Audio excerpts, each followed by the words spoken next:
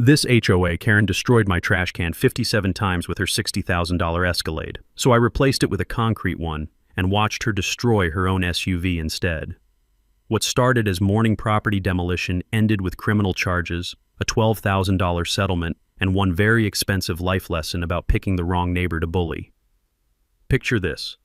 The sharp crack of plastic shattering echoes through dawn silence, followed by the metallic scrape of bumper meeting asphalt as a pearl-white Escalade speeds away, leaving my garbage scattered like confetti across the driveway. Again. But here's the thing about bullies, they never expect their victims to fight back with actual concrete evidence.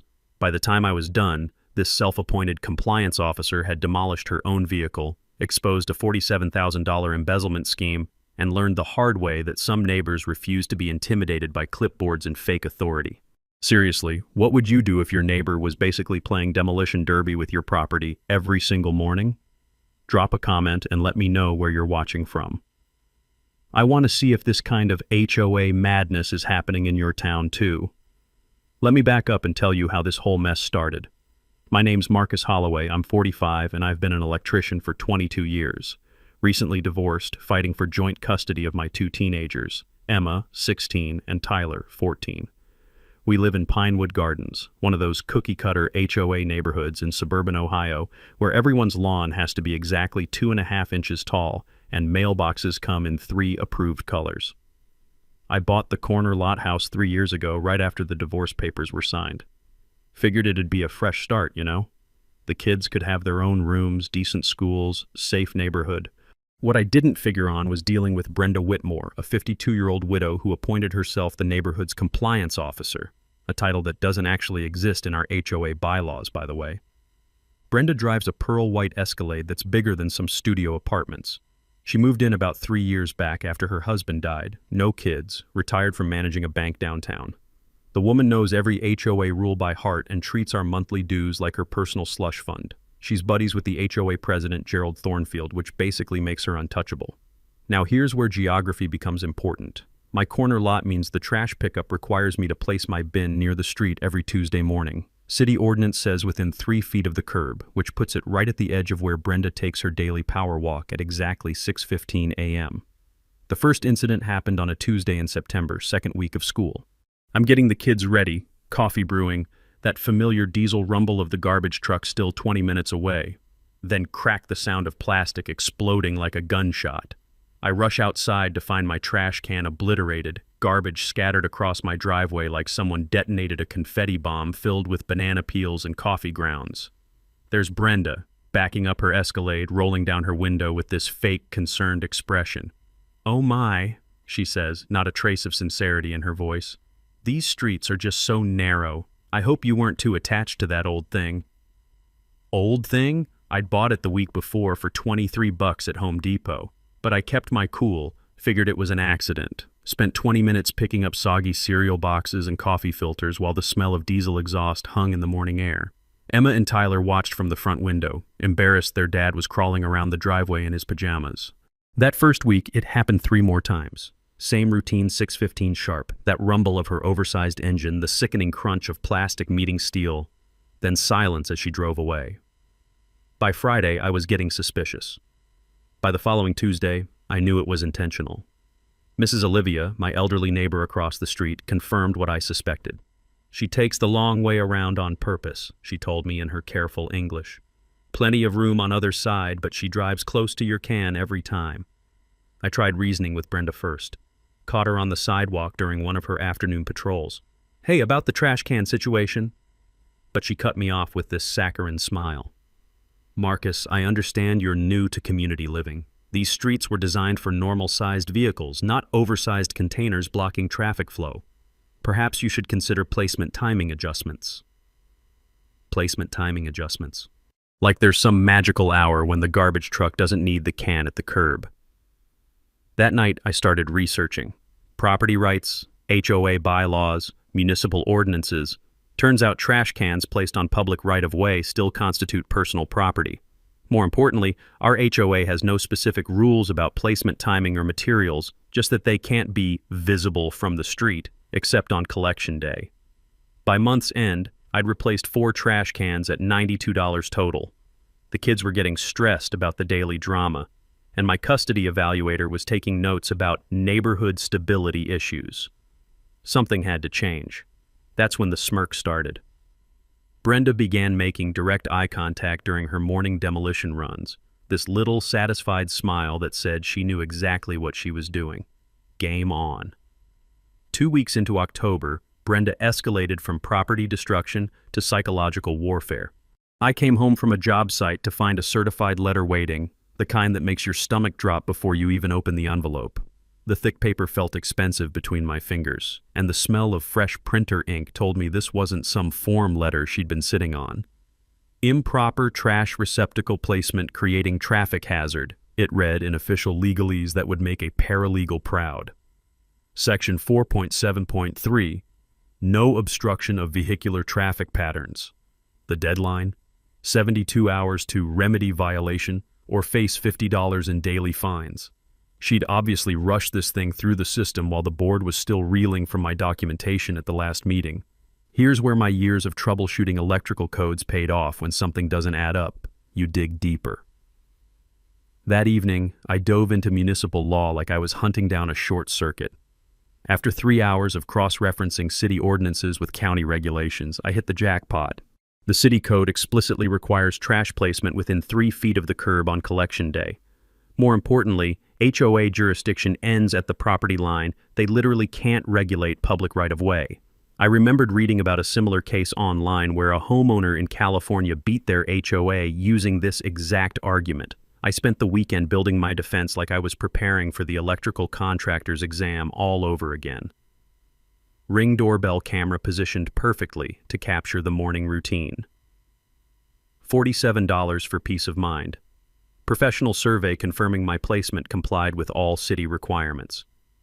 Even convinced Mrs. Olivia to provide a written statement, though her hands shook slightly as she signed it. "I don't want trouble," she whispered, "but this isn't right." Meanwhile, Brenda was busy playing social media prosecutor. She flooded the Nextdoor app with posts about reckless homeowners endangering children and dangerous corner obstacles forcing responsible drivers into oncoming traffic. The comments section became a battlefield between her 3 loyal supporters and everyone else who thought she'd completely lost touch with reality. Then came the twist that showed just how desperate she was getting. A buddy at City Hall, Dave works in the permit office, we've done electrical work together, called me Tuesday morning with interesting news. The city had received 4 separate complaints about my dangerous corner, each claiming different witness perspectives but obviously written by the same person. The timestamp showed them all submitted within 15 minutes at 2:47 a.m. Professional detective work this was not. "Marcus," Dave chuckled over the phone, "either your neighborhood has an epidemic of insomniacs with identical writing styles, or somebody's working overtime to build a case against you." By Thursday's board meeting, I'd compiled a folder thick enough to choke a horse. The community center smelled like industrial carpet cleaner and decades of boring municipal meetings. 12 homeowners showed up, a record crowd that had President Thornfield nervously adjusting his tie every 30 seconds. Brenda sat at the board table wearing a navy blazer that screamed, "I mean business," but I noticed the slight tremor in her hands when she reached for her water glass. She knew what was coming. When they called for old business, I stood up with my documentation. "I'd like to address the violation notice regarding trash can placement." The fluorescent lights hummed overhead as the room went dead silent. I read the city ordinance aloud, word for word, displayed my survey results showing perfect compliance. The coup de grace was casually mentioning my consultation with Amanda Sterling, a property rights attorney who'd handled dozens of HOA cases. She found the selective enforcement patterns particularly interesting, I added, watching Brenda's face go pale. President Thornfield cleared his throat 3 times before speaking. "Well, this requires further review. We'll table this matter pending additional consideration." Translation: they had nothing and everyone knew it. But Brenda wasn't done. As we filed out, she cornered me in the parking lot under the buzzing security lights. Here's where she really showed her true colors. "You think you're so smart," she hissed, loud enough for the dozen homeowners still chatting nearby to hear every word. "People like you come into decent neighborhoods and think rules don't apply. Well, I've got news for you. This is just the beginning." Mrs. Rodriguez from Maple Street actually gasped, Jim Torres, our maintenance guy, suddenly found his keys fascinating. The racial undertones hung in the humid October air like smoke from a house fire, obvious to everyone present. My phone, positioned casually in my shirt pocket, captured every venomous syllable. That night, Emma asked why the mean lady hated us so much. Tyler wanted to know if we'd have to move again. I tucked them into bed, promising everything would work out, but privately, I was calculating the cost of this war. 3 replacement trash cans, 14 hours of documentation, attorney consultation fees mounting. But something had shifted in the community. Other homeowners were whispering about board overreach and asking uncomfortable questions about selective enforcement. Brenda's parking lot meltdown had revealed what many suspected: this wasn't about traffic safety or community standards. It was about power, control, and putting people she didn't like in their place. The next morning brought a telling change. Instead of her usual aggressive ramming approach, Brenda drove past my trash can at crawling speed, studying it like a general planning her next assault. The pattern was evolving, which meant bigger trouble was coming. November hit Pinewood Gardens like a cold slap in the face, and Brenda hit back even harder. While I was congratulating myself on winning round 1, she was busy weaponizing every obscure HOA bylaw she could find. The woman had apparently spent weeks combing through our community guidelines like a prosecutor building a RICO case. The assault came in waves. First, a violation notice about my grass height, apparently 2.75 inches, exceeded the 2.5-inch maximum by a criminal quarter-inch. Then my mailbox color, which had faded from heritage blue to what she classified as unauthorized weathered navy. Finally, 3 tiny tears in my window screens that you'd need a magnifying glass to spot. Each violation carried a $50 fine with 10-day payment deadlines. The kicker? I spent an entire Saturday afternoon walking the neighborhood with a measuring tape and camera, documenting identical violations on 14 other properties. Gerald Thornfield's grass was pushing 3 inches. Mrs. Patterson's mailbox had faded to roughly the same shade as mine. Half the houses on Maple Street had screen damage from the summer hailstorm. But somehow, only my violations merited official attention. While Brenda was playing bylaw prosecutor, I was having coffee with Dale Kowalski at Home Depot's contractor desk. Dale's been pouring concrete for 23 years, and when I mentioned my trash can troubles, his weathered face broke into a knowing grin. "You know," he said, stirring sugar into his coffee with a paint stir stick, "there's nothing in city code about what materials you can use for trash containers. Plastic, metal, concrete, as long as it holds garbage and fits the size requirements, you're golden." That conversation planted a seed that would grow into Brenda's worst nightmare. 60 pounds of concrete mix, steel rebar for reinforcement, and a clever modification to a standard plastic shell. Total cost $47 versus the $350 I was facing in mounting fines and replacement cans. But first, I had to deal with her harassment campaign. I spent Tuesday evening creating a comprehensive photo documentation of every comparable violation in our neighborhood. Wednesday morning, I filed a formal complaint with the HOA board about selective and discriminatory enforcement patterns. Here's something I learned from handling electrical permits for 2 decades. Bureaucrats hate when you use their own systems against them. My complaint forced the board to either enforce rules equally across all properties or admit they were targeting me specifically. Neither option worked in Brenda's favor. The real twist came when I started analyzing the demographics of her violation targets.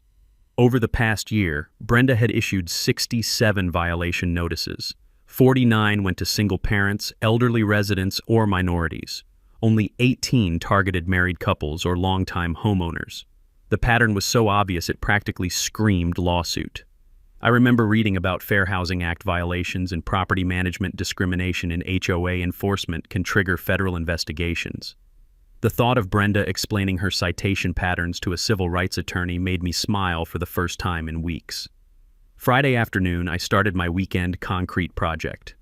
Emma and Tyler thought it was hilarious, helping me mix cement in the garage while classic rock played on my paint-splattered radio. The smell of setting concrete brought back memories of helping my dad pour our basement floor 30 years ago. That distinctive alkaline scent that meant something permanent was being built. The engineering was simple but effective.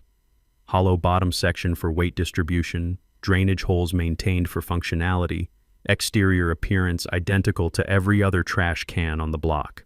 From the outside, it looked completely normal. Inside, 60 pounds of steel-reinforced concrete waited to teach Brenda a physics lesson about immovable objects. Monday morning, I positioned my newly reinforced trash can in exactly the same spot as always. 6:15 came right on schedule, along with the rumble of Brenda's oversized engine. But this time, something was different. Her approach was slower, more cautious. She'd obviously noticed the can looked identical but somehow felt suspicious. The first collision came at about 15 miles per hour, her usual ramming speed. The sound was completely different. Instead of that sick crunch of breaking plastic, there was a solid thunk followed by the screech of metal on concrete. Her Escalade's running board bent like aluminum foil, while my trash can sat there looking mildly offended. I watched through my kitchen window, coffee mug warm against my palms, as Brenda sat in her SUV for a full 30 seconds, clearly confused by what had just happened. She revved the engine and tried again from a different angle. Same result, more damage to her vehicle, zero damage to my concrete fortress. The beauty of the whole setup was its complete legality. No city ordinances violated, no HOA rules broken, just a homeowner upgrading his trash receptacle with better materials. If she wanted to keep ramming it, that was her choice and her insurance claim to file. Over the next week, Brenda made increasingly desperate attempts to damage my concrete creation. Each collision left new scratches and dents on her pearl-white Escalade while my can remained smugly intact. The irony was delicious. Her own aggressive behavior was destroying the very vehicle she used as a weapon. By Friday, her SUV showed nearly $800 in accumulated damage. Mine showed a few scuff marks that made it look more authentic. The neighborhood was starting to talk, and for once, Brenda wasn't controlling the narrative. By mid-November, Brenda had transformed from neighborhood busybody into full-blown private investigator. The woman was so obsessed with my trash can that she'd probably dreamed about it in flowcharts and conspiracy theories. I'd catch glimpses of her pearl-white Escalade now sporting a growing collection of dents and scratches, cruising past my house at odd hours like some suburban stalker. The first sign of her detective work came on a Tuesday morning when Mrs. Olivia called, her voice barely above a whisper. "Marcus, that woman was in your driveway last night with a flashlight and some kind of scale. I watched from my bedroom window. She was trying to weigh your trash can." I had to laugh at the mental image. Brenda, probably in her navy blazer and sensible shoes, sneaking around my property at midnight with a bathroom scale, trying to solve the mystery of the indestructible trash receptacle. The woman needed a hobby that didn't involve trespassing. Her investigation intensified throughout the week. Jim Torres, our maintenance guy, mentioned she'd cornered him at the hardware store, interrogating him about concrete purchases and asking which residents had bought unusual materials recently. She'd even started stalking my social media accounts, looking for construction hints in my Facebook posts about weekend projects. The twist that really showed her desperation came when she tried to weaponize city bureaucracy again. Thursday afternoon, a building inspector knocked on my door, a tired-looking guy named Pete who clearly had better things to do than investigate trash cans. "Ma'am filed a complaint about potential building code violations," he explained, checking boxes on his clipboard with the enthusiasm of someone filling out tax forms. "Something about unauthorized concrete structures on residential property." I walked Pete around to the trash can where he spent about 30 seconds examining it before shaking his head. "It's a garbage container, not a foundation. No permits required, no violations present. Honestly, I've seen people build entire sheds without this much scrutiny." But Brenda wasn't finished with her official harassment campaign. The following week brought a notice from the HOA demanding immediate access for compliance verification of my property. The letter, obviously drafted by Brenda and rubber-stamped by President Thornfield, claimed they needed to inspect my exterior modifications for safety violations. This is where my research into property rights came in handy. I'd spent hours reading about Fourth Amendment protections and HOA authority limitations after that first violation notice. The landmark case was Narstedt versus Lakeside Village, where courts ruled that HOAs can't conduct fishing expeditions on private property without specific cause or emergency circumstances. My response was polite but firm. No private property access without a court order or genuine emergency. If they wanted to inspect my legally compliant trash receptacle, they could examine it from the public sidewalk like everyone else. The smell of Brenda's frustration was almost as satisfying as fresh concrete. Meanwhile, her vehicle was becoming a rolling advertisement for the durability of steel-reinforced concrete. Each morning brought new collision attempts, and each attempt left fresh damage on her Escalade. The running board now hung at an angle like a broken wing. Her front bumper sported spiderweb cracks, and one headlight housing had developed a concerning rattle. The neighborhood was starting to notice. During my Saturday morning coffee run, I overheard 3 different conversations about that crazy woman who keeps hitting the same trash can. Mrs. Rodriguez had started timing Brenda's morning routine, while the teenage kids on Elm Street had apparently started a betting pool on daily collision outcomes. Emma found the whole situation simultaneously hilarious and embarrassing. "Dad, kids at school are asking if we're the family with the concrete can lady," she told me over dinner. I don't know whether to hide or take credit for having the coolest revenge story in the district. Tyler, ever practical, wanted to know if we could sell tickets to the morning entertainment. "Seriously, Dad, we could charge $5 and fund my college education just from neighbors wanting front row seats to the demolition derby." The real breakthrough came when Patricia Lopez, the only reasonable board member, pulled me aside after a neighborhood gathering. In hushed tones near the community center's coffee station, she shared intelligence that changed everything. "Marcus, you need to know Brenda's been having private meetings with Gerald about enhanced enforcement authority. She wants the board to authorize property inspections, material restrictions, even contractor background checks for homeowner projects." But Patricia's biggest revelation was financial. She's also been pushing hard for approval of maintenance contracts with some company I've never heard of. Every time we discuss the budget, she has these detailed proposals ready, like she's been planning for months. That night, I started a different kind of investigation. If Brenda was this obsessed with controlling neighborhood projects and pushing specific contractors, maybe her motivation wasn't just power, maybe it was profit. Public records are amazing things when you know where to look, and municipal contract databases tell interesting stories about who gets paid for what. By Sunday evening, I'd uncovered something that made her trash can obsession look like small potatoes. Brenda Whitmore wasn't just a control freak with too much time on her hands. She was running a scam, and my concrete fortress had accidentally threatened her entire operation. Sunday night research sessions used to be for helping Emma with her history papers, or Tyler with algebra homework.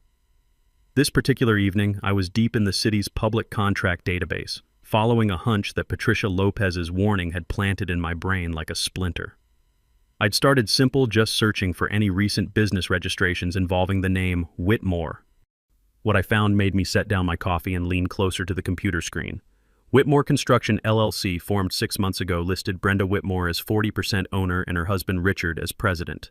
The timeline made my skin crawl. Company formation in May, first HOA maintenance contract bid in July, harassment campaign against me beginning in early September. The dots connected themselves with surgical precision. I spent the next 2 hours diving deeper into public records, and what I discovered would have made a forensic accountant weep with joy. Over the past 4 months, Whitmore Construction had been awarded 7 different maintenance contracts by our HOA board. Landscape edging, sidewalk repairs, community center touch-ups, playground maintenance, $23,400 in total work. The bidding patterns told the real story. On every single contract, Whitmore Construction had underbid the competition by exactly $50 to $100. Not enough to seem suspicious, but just enough to guarantee selection. It was like watching someone play poker with marked cards, technically legal moves, but obviously rigged. Here's what really made my electrician's brain click into overdrive. Brenda had voted to approve every single one of those contracts. 7 votes, 7 approvals, 7 payouts to her family business. The conflict of interest was so blatant, it practically had neon signs around it. I remembered reading about fiduciary duty violations during my earlier legal research. Board members are required to disclose any financial interests in vendor contracts. Failure to do so violates state nonprofit corporation law and opens the door to both civil lawsuits and criminal fraud charges. The evidence was sitting right there in digital black and white. Business registration documents, HOA meeting minutes, contract award records, bank deposit slips from the association's monthly statements. Brenda had been using her board position to funnel community dues directly into her family's bank account. But the timeline revealed something even more damning. My first polite conversation with Brenda about the trash can incidents? September 15th. First questioning of maintenance budget at the monthly board meeting?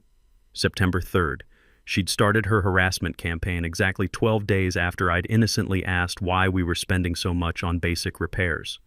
My concrete trash can hadn't just been blocking her morning power walk, it had been protecting evidence of systematic theft from 127 homeowners. The scope of potential violations made my head spin. Civil liability for financial mismanagement, criminal exposure for fraud, automatic removal from the board upon proven conflict of interest. This wasn't just about property rights anymore. It was about corruption, embezzlement, and a woman desperate enough to destroy evidence that she'd waged psychological warfare against anyone who threatened her scheme. I printed everything, made digital copies on 3 separate cloud services, and immediately emailed the complete file to attorney Amanda Sterling with a note. Urgent review requested, criminal implications possible. The power dynamic had just shifted completely. Brenda thought she was fighting some divorced electrician over a trash can placement. What she was actually facing was exposure of a fraud scheme that could land her in federal prison and bankrupt her family. Tuesday morning, I watched from my kitchen window as she made her usual collision attempt with my concrete fortress. Her Escalade now showed over $1,200 in accumulated damage, while my trash can sat there like an immovable monument to her stupidity. But for the first time since this whole mess started, I wasn't thinking about trash cans or HOA bylaws or morning demolition derbies. I was thinking about justice, community protection, and the sweet satisfaction of watching a bully discover that their victims sometimes bite back harder than expected. The war was about to begin in earnest. Tuesday evening, my garage transformed from a weekend workshop into a war room that would have made Pentagon strategists proud. I'd cleared out the workbenches, set up folding tables, and arranged 5 mismatched chairs in a circle around the evidence board I'd constructed, using construction paper and red string like something from a crime thriller. The core team assembled by 7 p.m. sharp. Mrs. Olivia arrived first, clutching a thermos of jasmine tea and looking nervously determined. Jim Torres showed up still wearing his maintenance uniform, tool belt jangling with each step. Patricia Lopez brought a stack of HOA financial documents she'd borrowed from the board files. Dale Kowalski rolled in last, carrying a box of donuts and grinning like we were planning a surprise party instead of exposing municipal corruption. "All right," I said, taping the final timeline chart to the garage wall. "Here's what we're dealing with." The evidence layout looked like something from a federal investigation. $23,000 in questionable contracts, 7 separate conflict of interest violations, 47 documented harassment incidents, and 1 increasingly damaged Escalade serving as rolling proof of Brenda's deteriorating mental state. Patricia whistled low when she saw the financial analysis. I knew something felt wrong about those contracts, but I never imagined it was this systematic. Every time I questioned the expenses, Brenda had these detailed justifications ready, like she'd rehearsed them. Dale examined the vehicle damage photos with professional interest. "That bumper's going to cost at least $2,000 to fix properly. The alignment issues alone will eat through tires like crazy. Your concrete can's turning her SUV into a very expensive life lesson." We spent the next hour organizing our multi-pronged attack strategy. Jim would monitor Brenda's activities and document any retaliation attempts. Mrs. Olivia would coordinate the door-to-door campaign to gather neighbor support. Patricia would work the inside game, building board member consensus for a financial audit. Dale would serve as our technical consultant on any construction-related evidence. The legal strategy required delicate coordination. Amanda Sterling had confirmed we had solid cases for harassment, financial fraud, and board misconduct, but timing would be crucial. File too early and Brenda might destroy evidence. Wait too long, and she could complete whatever cover-up she was surely planning. I'd learned something important from 22 years of electrical troubleshooting. Complex problems require layered solutions. Fighting HOA overreach with just property rights arguments is like trying to fix a short circuit by replacing one fuse. You need to address the whole system. Our approach would hit from 4 directions simultaneously: legal pressure through criminal complaints and civil lawsuits, social pressure through community organizing and petition drives, political pressure through media attention and municipal oversight, financial pressure through audit demands and contract cancellations. The community organizing phase started Wednesday morning. Armed with professional presentation materials and irrefutable documentation, I began visiting every house in Pinewood Gardens. The response was overwhelming: 89 signatures supporting property rights, 34 demanding immediate financial audits, and 12 volunteering for testimony at the upcoming board meeting. Mrs. Rodriguez from Maple Street nearly slammed her door before I could explain the situation. 5 minutes later, she was furiously signing the petition and muttering Spanish phrases that probably weren't complimentary to Brenda's character. "That woman tried to fine me for having my garbage can out 15 minutes early," she fumed. 15 minutes, like the garbage police were timing us with stopwatches. The opposition mapping revealed interesting patterns. Brenda's hardcore supporters were exclusively long-term homeowners who'd benefited from selective rule enforcement. The fence-sitters were mostly newer residents afraid of property value impacts or board retaliation. Everyone else was ready to see some accountability. Media preparation took 3 days of careful planning. Channel 7's investigative unit specialized in municipal corruption stories, and reporter Sarah Kim had covered similar HOA scandals across the metro area. The press kit included professional timeline graphics, expert legal opinions, and 12 minutes of edited video showing Brenda's escalating collision attempts. The social media campaign exploded faster than I'd anticipated. The Pinewood Gardens Transparency Facebook group gained 67 members in 4 days, with neighbors sharing their own stories of selective enforcement, harassment, and financial irregularities. Someone posted a time-lapse video of Brenda's morning routine set to circus music that went viral throughout the suburban community network. Meanwhile, my concrete trash can continued serving as both evidence and entertainment. Thursday morning brought collision attempt number 53, resulting in a headlight housing that now dangled like a broken tooth. The neighborhood kids had started gathering at bus stops early just to witness the daily demolition derby. Emma reported that her friends at school were calling our house the place with the indestructible trash can. Tyler had started charging classmates 50 cents each to see the video compilation on his phone. The story was spreading beyond our community faster than gossip at a church potluck. By Sunday evening, everything was coordinated. Board meeting scheduled for Tuesday night, media interviews arranged for Wednesday morning, criminal complaints prepared for Thursday filing. 118 residents committed to attending the confrontation, with 17 planning to speak during public comment. The coalition was built, the evidence was bulletproof, and Brenda had no idea what was coming. Time to bring down the hammer. The weekend before our planned board meeting ambush, Brenda went completely off the rails. Desperation has a particular smell like burnt coffee and panic sweat, and it was practically radiating from her every move. She'd obviously sensed the walls closing in because her harassment campaign escalated from annoying to potentially criminal faster than her escalade could hit my concrete fortress. Saturday night, I was jolted awake by the hiss of spray paint. Through my bedroom window, I could see a dark figure crouched beside my trash can, illuminated by the motion sensor lights.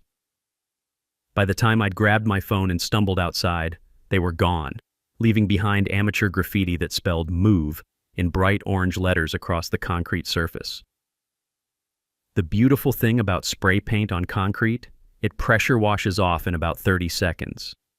The beautiful thing about security cameras, they record everything in high definition, including license plate numbers of pearl white Escalades parked 3 houses down during the incident. Monday brought a new level of harassment. An anonymous complaint to the gas company claimed I'd been conducting suspicious excavation activities that might damage underground lines.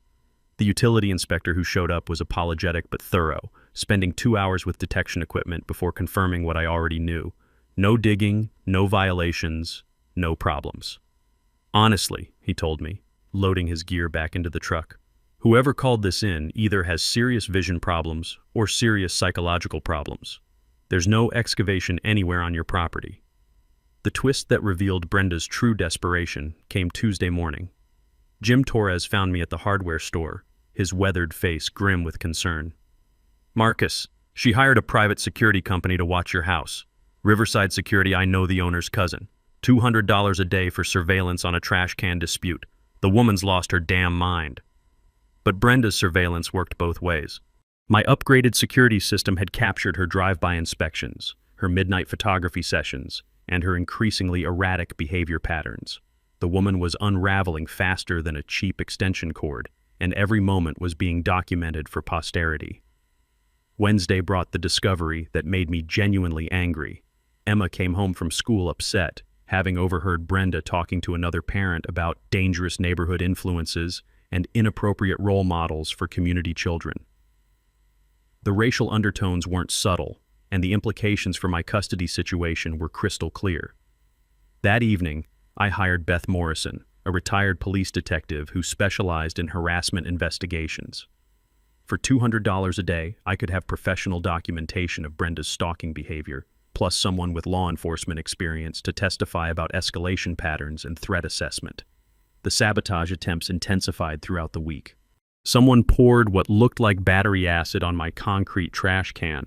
It left a small stain, but no structural damage. Anonymous complaints flooded the city about everything from my lawn height to my electrical work permits. Fake negative reviews appeared on my business Google listing faster than I could flag them for removal. But the most shocking discovery came Friday evening. Tyler was working on his bike in the driveway when he found something unusual attached to my work truck's undercarriage, a small black device with blinking lights and magnetic mounting. "Dad," he called out, his voice tight with concern, "what's this thing stuck under your truck?" GPS tracker, professional grade, probably cost $300, definitely illegal when placed without consent. I photographed it from every angle before carefully removing it and driving straight to the police station. Officer Derek Martinez took the report with the weary expression of someone who'd seen this type of escalation before. "Mr. Holloway, this moves beyond neighborhood disputes into criminal territory. Unauthorized surveillance, stalking, harassment. We're building a case file that could result in serious charges." The insurance fraud angle developed simultaneously. Brenda had filed a $3,200 claim for road hazard damage, claiming her collision occurred on a city street rather than my property. The problem was my Ring camera footage, which clearly showed deliberate targeting of my trash can from multiple angles over several weeks.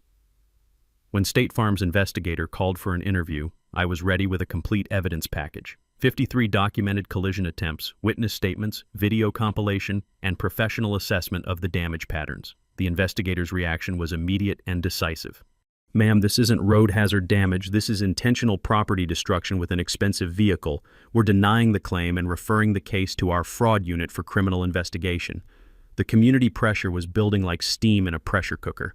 Our Facebook group had grown to 94 members sharing increasingly outrageous stories of Brenda's behavior. Mrs. Patterson reported harassment about her rose bushes. The Johnsons on Oak Street had received violation notices for children's sidewalk chalk art. Even Gerald Thornfield was privately distancing himself from her actions. Saturday morning brought collision attempt 57, this time resulting in a completely detached bumper that Brenda had to retrieve from my driveway. The sight of her crawling around in her business attire, gathering plastic fragments while neighbors watched from windows, would have been hilarious if it wasn't so pathetic. By Sunday evening, the evidence compilation was complete. Criminal behavior documented, witness statements notarized, financial fraud exposed, community coalition organized. Tuesday's board meeting would be less of a confrontation and more of a public execution. Brenda just didn't know it yet. Monday morning, 12 hours before our planned board meeting showdown, Brenda made her most desperate move yet. Gerald Thornfield called an emergency closed-door session to address what he termed escalating liability concerns and community safety issues. The man's voice on my voicemail sounded like he'd been gargling gravel and anxiety for breakfast. The emergency meeting was classic damage control. 3 board members huddled in the community center office while Prescott and Associates attorney Harold Masterson billed $400 an hour to figure out how deep in legal quicksand they'd stepped. Through the blinds, I could see animated gestures and what looked like Brenda waving documents like surrender flags. Patricia Lopez texted me updates from inside the meeting. "Brenda's claiming you've made terrorist threats, wants emergency powers to seize dangerous modifications. Harold looks like he'd rather be defending serial killers." The cover-up attempt was as clumsy as Brenda's morning collision techniques. Someone had backdated conflict of interest disclosure forms for Whitmore Construction, but the digital timestamps on the email server told a different story. You can't retroactively create ethics compliance, especially when the original contract votes are recorded in public meeting minutes. Meanwhile, the insurance investigation was picking up steam faster than Brenda's Escalade hitting my concrete fortress.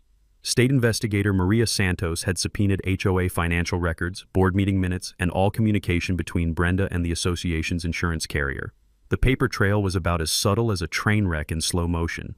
Tuesday afternoon brought the most shocking revelation yet. Richard Whitmore, Brenda's husband, called me directly, something that took more courage than I'd expected from a man who'd been watching his wife destroy their life savings one collision at a time. "Marcus," his voice was barely above a whisper, "this has to stop. She's spent $8,000 on lawyers, surveillance, and vehicle repairs. Our insurance got canceled. The business is facing contract cancellations. I need to know, what would it take to make this go away?" I almost felt sorry for the guy. Almost. "Richard, your wife stalked my family, vandalized my property, committed insurance fraud, and embezzled from 127 homeowners. This isn't going away with an apology and a check." The twist that revealed just how desperate they'd become came 2 hours before the board meeting. Brenda filed an emergency restraining order petition based on completely fabricated evidence, fake threatening voicemails, doctored photos of aggressive confrontations, and witness statements from people who didn't exist. The petition was so poorly constructed that Judge Patricia Williams dismissed it without even scheduling a hearing. "Ms. Whitmore, these recordings are clearly edited, these photos are obviously staged, and these witnesses appear to be fictional. Filing false evidence is contempt of court. Consider this your only warning." But Brenda's legal troubles were multiplying faster than her collision attempts. The state insurance commissioner had assigned investigator Maria Santos to build a criminal fraud case. The district attorney's office was reviewing harassment and stalking charges. The IRS had received copies of all financial documentation showing unreported income from the construction contracts. As 6 p.m. approached, the community center parking lot filled up like Black Friday at Best Buy. Cars lined both sides of Maple Street, with neighbors walking from 3 blocks away carrying lawn chairs and folding signs. Channel 7's news van pulled up precisely at 5:30, followed by Channel 12 and the Metro Weekly reporter who'd been following our story. Inside the meeting room, you could cut the tension with a concrete saw. 118 residents packed into a space designed for 40, with overflow crowds standing along the walls and spilling into the hallway. The smell of nervous perspiration mixed with industrial coffee created an atmosphere thick enough to chew. Brenda arrived fashionably late, flanked by Harold Masterson and looking like she'd rather be anywhere else on earth. Her usual navy blazer had been replaced with funeral black, and the tremor in her hands was visible from across the room. Gerald Thornfield kept adjusting his tie like a noose was tightening around his neck. The attempted intimidation backfired spectacularly. Masterson's opening statement about frivolous complaints and disruptive residents was interrupted by Mrs. Olivia standing up with her stack of witness statements. "Excuse me," she said in her careful English, "but which one of us has been committing insurance fraud and embezzling money?" The room erupted in applause and nervous laughter. 17 neighbors had prepared to speak during public comment, each armed with documentation of Brenda's harassment, financial irregularities, or selective enforcement patterns. The evidence compilation filled 3 bankers' boxes and included everything from collision videos to contract analysis to criminal complaint receipts. But the real bombshell was yet to come. At exactly 6:45, as Brenda was attempting to deflect questions about the Whitmore construction contracts, Officer Derek Martinez walked through the community center doors carrying an official-looking folder. "Sorry to interrupt," he announced to the suddenly silent room, "but I have a warrant to serve regarding insurance fraud and stalking charges." The color drained from Brenda's face faster than antifreeze from her damaged Escalade. Harold Masterson immediately began whispering urgent legal advice while Gerald Thornfield looked like he was having chest pains. Game over. Check and mate. Time for the public execution. The community center had never seen anything like it.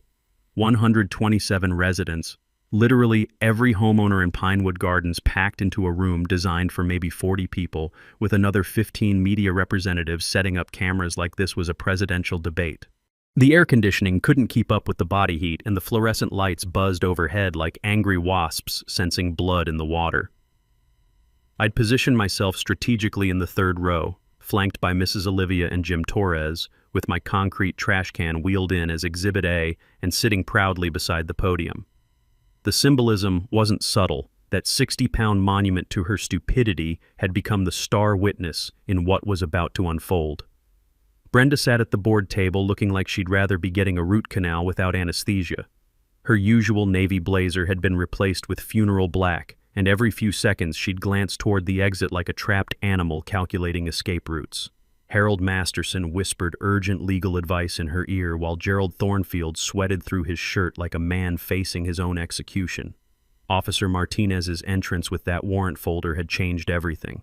The room fell silent except for the mechanical whir of news cameras and the nervous tapping of Brenda's pen against the table, a rapid-fire staccato that sounded like Morse code for "help me." Gerald called for order with a voice that cracked like a teenager's. "We'll now hear public comments regarding recent community concerns." I stood up first, carrying my presentation boards like a prosecutor approaching the jury. The room was so quiet you could hear the hum of the exit sign transformer. "Ladies and gentlemen," I began, my voice carrying easily through the packed space. "This isn't about trash cans. This isn't about HOA bylaws or property rights or community standards. This is about accountability, transparency, and stopping corruption before it destroys our neighborhood." I walked them through the timeline methodically. 57 documented collision attempts, each one recorded in high definition. The GPS tracker illegally placed on my vehicle. The spray paint vandalism captured on security cameras. The fake insurance claims that constituted felony fraud. But the real showstopper was the financial presentation. Using a borrowed projector, I displayed the contract analysis that showed $23,400 funneled from community dues directly into Brenda's family business account. "Every month, you've been paying higher fees to fund Mrs. Whitmore's personal construction company," I announced, watching jaws drop throughout the audience. 7 contracts, 7 undisclosed conflicts of interest, 7 violations of state nonprofit law. The video compilation played next 12 minutes of Brenda's greatest hits, set to a soundtrack of crunching plastic and scraping metal.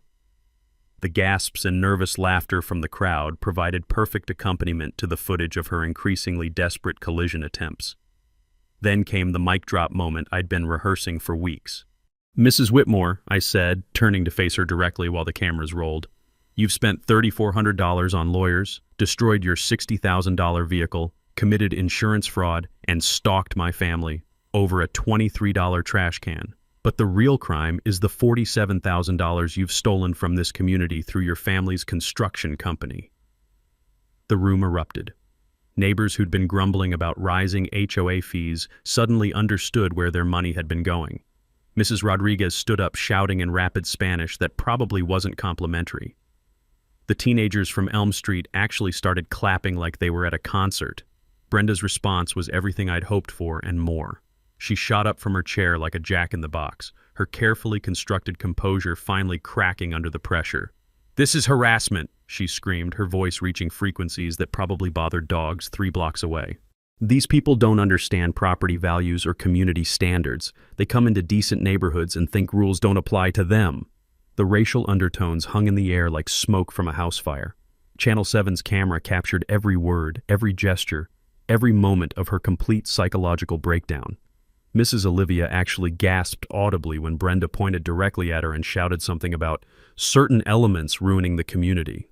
Harold Masterson tried desperately to control his client, but Brenda was beyond legal advice. She grabbed my evidence boards, attempting to tear them apart before Jim Torres and 2 other neighbors gently restrained her.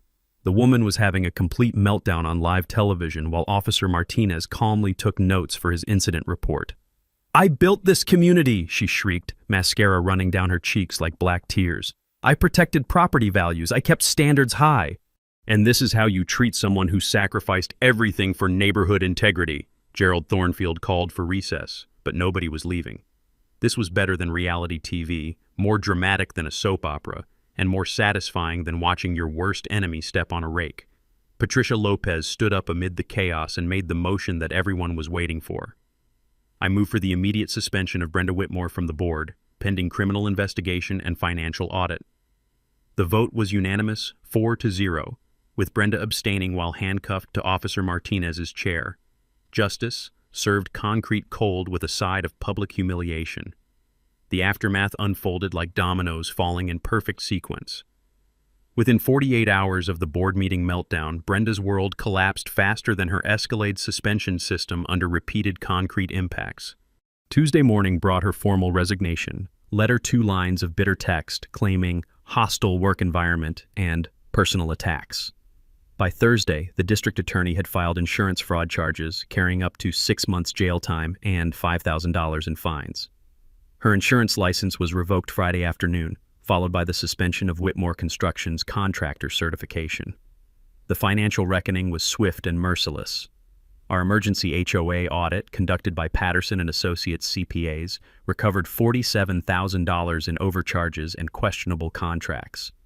Every homeowner received a $370 refund check by Christmas, the sweetest holiday gift Pinewood Gardens had ever seen.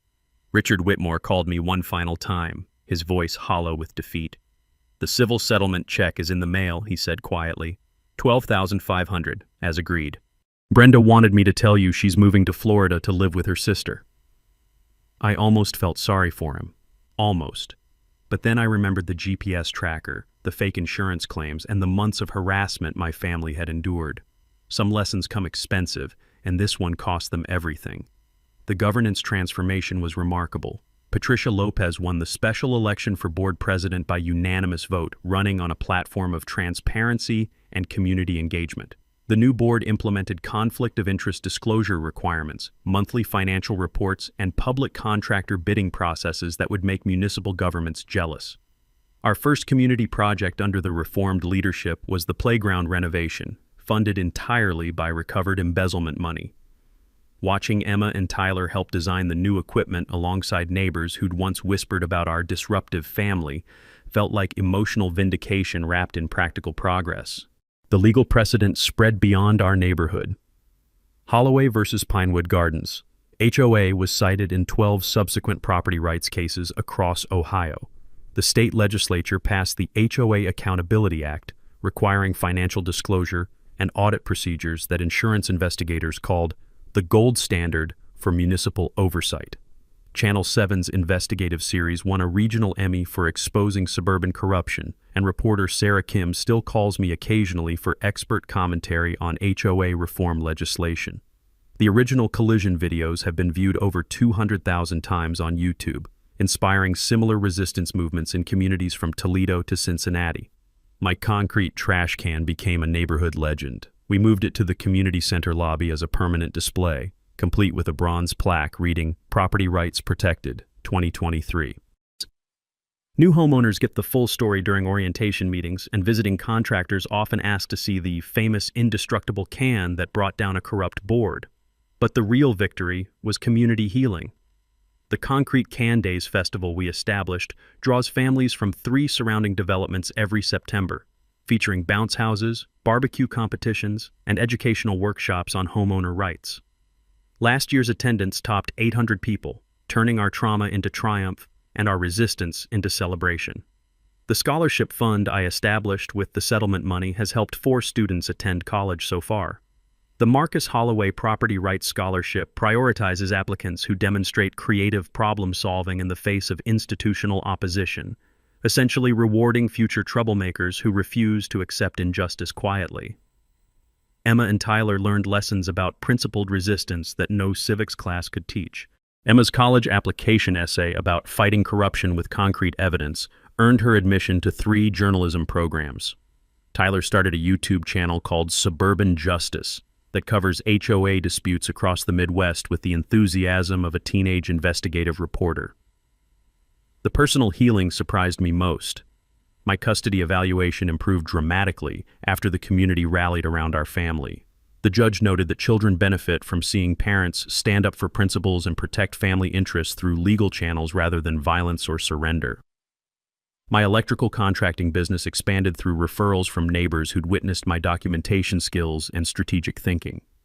Apparently, methodical problem-solving translates well from HOA disputes to complex wiring projects, and my reputation for getting results the right way opened doors throughout the county. Sometimes David does beat Goliath, but only when David comes prepared with evidence, allies, and 60 pounds of steel-reinforced concrete. Drop a comment and share your HOA nightmare story. Let's build a database of corruption and help each other fight back. Hit that subscribe button if you want more stories where the little guy wins through preparation, patience, and perfect timing. Justice tastes sweetest when served with community support and creative problem solving. Thanks for hanging out with us on HOA Stories, where the HOA Karens meet their match. If this story had you cheering or cringing, go ahead and like the video, Drop a comment with your reaction and hit subscribe so you're ready for the next wild HOA tale.